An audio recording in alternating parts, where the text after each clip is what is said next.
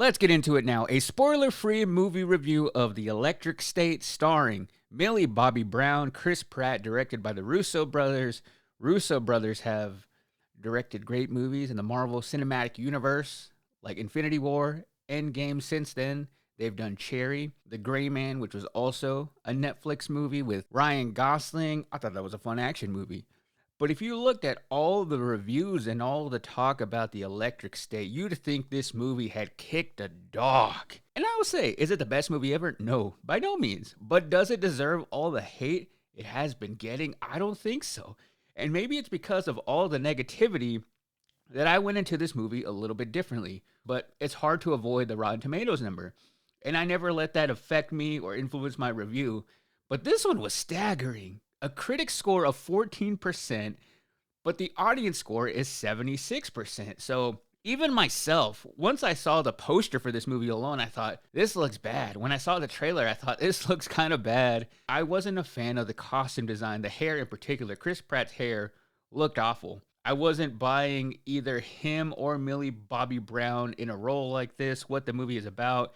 It takes place in a retro futuristic 1990s. Millie Bobby Brown has a really smart brother, and he dies, at least she thinks that he dies, but then he comes back as this robot trying to get her attention, trying to get her to save him, and in turn save the world.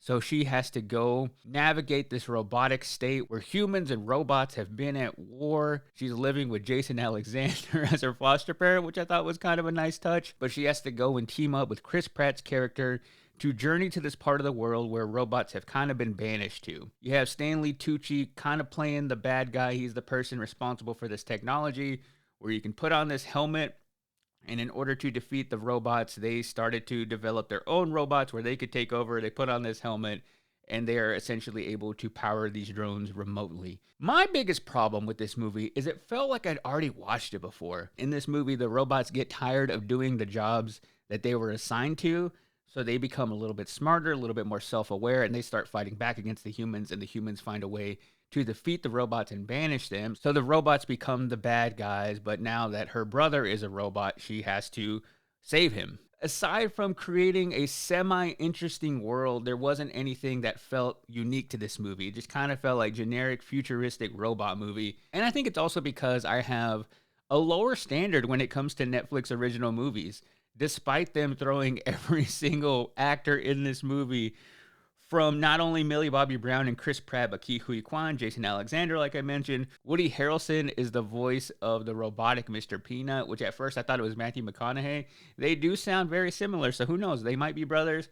Anthony Mackie is the robot best friend to Chris Pratt. You have Brian Cox, Jenny Slate, all doing voices. Giancarlo Esposito, pretty much doing the same thing he's been doing in every movie, playing the bad guy. He does it so well. It just felt like they took every big actor, threw it in this movie, put them as voices, and nothing really stood out because of that. When it comes to our two leads, let's look at the positives and the negatives.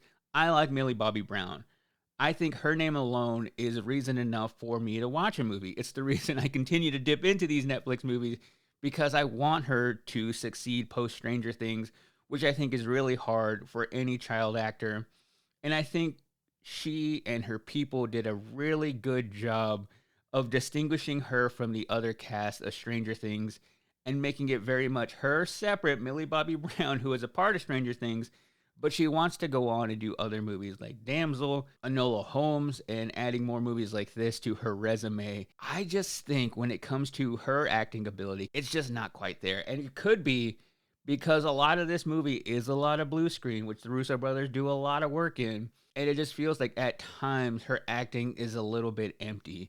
And sometimes she oversells the emotional scenes, which I found just a little bit distracting. There are moments that do require a little bit more emotion, but I just didn't really feel it in her performance. And I'm not sure she showed me that outside of Stranger Things. And maybe it works in that Stranger Things world, but I just haven't seen that next level of acting from her outside of Stranger Things. And then we get to Chris Pratt, which I think is another major reason why people are ripping this movie to shreds. There is Chris Pratt fatigue, that no matter what he comes out in now, people are going to not want to watch it because we've had so much of him. I'm still not quite there all the time. The only movie that I was upset he got cast in was whenever he was the voice of Super Mario. It just felt like the same Chris Pratt voice, and I wanted something a little bit more unique there. He is kind of like the industry standard. Hey, we need a straight white male in a role who can bring money at the box office or get eyeballs on a streaming movie. Let's get Chris Pratt. I'm not fully in the I dislike Chris Pratt and everything he does now because he did do a lot of great things. I mean, just a couple years ago, Guardians of the Galaxy 3, I don't think anybody felt that there. It's just everything outside in the action world. Whenever he is in a movie, I feel like people just automatically don't want to be a part of it. His acting in this movie was also a little bit flat. And I think when you put him next to Millie Bobby Brown, there's not really one person leading the charge here. But I honestly think what it comes down to is it's a blue screen nightmare. This entire movie is probably a victim of that, and that's what you get when you don't build a whole lot of sets and you focus a lot on CGI robots and backgrounds. But you have to do that in order to build a world like this, and they did spend a lot of money on making this movie. So while they did do, I thought, a decent job at creating this world, about 40 minutes in, I felt that that went by pretty quickly. I think that was the sign of an entertaining movie. Again, it's not the most stimulating. It's unfortunately a movie that you could have on in the background and just kind of enjoy and still kind of go along with. It kind of reminds me of when you would just throw on a movie on cable that was interesting enough. Like, I could see the commercial breaks inside of this movie. It was that level of entertainment, and that doesn't make it bad. To me, that is kind of the streaming standard now. So I found it entertaining enough through the end, even though the movie felt kind of like painting by numbers. I kind of knew what was going to happen, what was going to come. All the emotional ups and downs were already in my head happening. And I thought it was entertaining enough. I enjoyed living in this world. I think it's also probably catered to a younger viewer. So all the people ripping it to shreds online are probably people around my age, older than me, who think this movie is an abomination. I also think this movie probably isn't for you. It's for the fan of Stranger Things, the younger fan who is more of the Gen Z audience and going to resonate more with Millie Bobby Brown. Of course, you're probably not going to get it. And those people watching this movie and enjoying it haven't seen all those movies from the 80s that you think it's reminiscent of, haven't seen all those movies from the 90s because those movies are ancient to them. So the Electric State does probably feel more fresh and new to them, and it could be their next favorite movie, and I don't want to keep some kid from enjoying that. I'm also not going to die on the hill by any means that this is a great movie that people are completely missing. It is pretty average by today's standards. But when I look at other Netflix original movies, which is always how I compare every single movie to, like, what is around it in this genre, I think of Rebel Moon, which was a complete disaster. The first one was all style, no substance. The second one was much of the same, so bad that I couldn't even finish that one. This movie actually has some substance with a little bit of style, so it's like right in the middle on both of those. But the thing was, I kept watching till the very end, unlike those other Netflix original movies that I dipped out. There are movies on Netflix that I started, maybe got 20, 30 minutes of, and I was like, I don't care where this is going.